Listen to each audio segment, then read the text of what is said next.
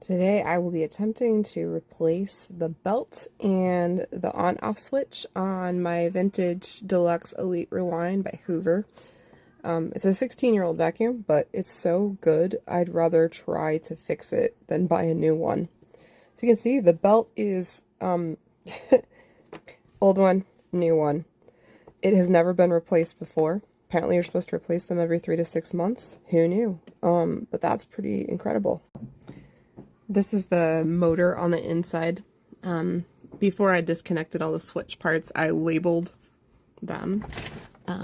They're pretty easy to figure out how to get off once you know the trick.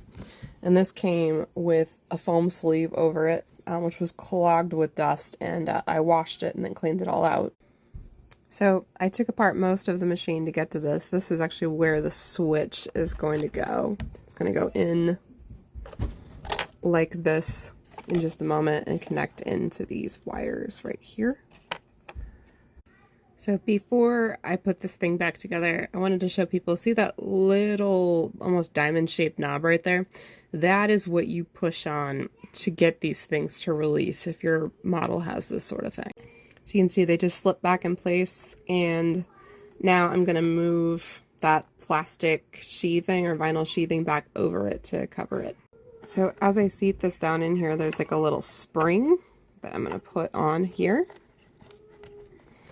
And then I'm just going to very carefully and tediously slot it into here. And voila! On, off! Okay. You can see that there's a little bit of a gap in there that goes all the way through. There was a gasket that looks like this. Unfortunately, it all dried out and shattered before I could put it back in. Hope that's not real critical. Okay, I reattached the motor to the switch, and now I'm reattaching the front wires to it.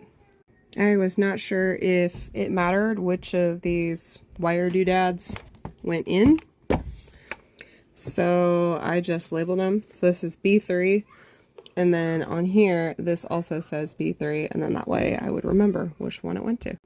Parts are snapped back in, and closing up the shelf.